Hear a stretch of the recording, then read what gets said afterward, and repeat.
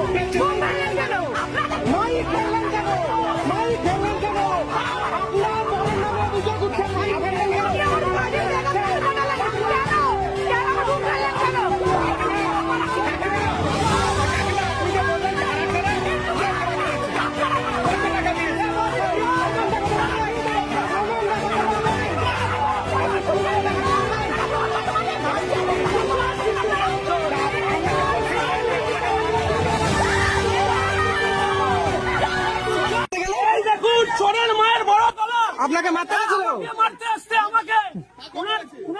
ছেলের নাম কি? জামাই পাড়ায় দীর্ঘদিন অত্যাচার, নাম কি? নাম কি? কিন্তু ভৌমিক আপনাকে মারতে গেল কেন? দেখে দেখে মারতে গেছে। আমরা আজকে ওর কাছে জবাব চাইতে গেছি। আমাদের মহিলাদেরকে মারধর করেছে, আমাকে নিজে আমি একটা চৌবচ্চার দিয়ে আমার গায়ে হাত তুলেছে।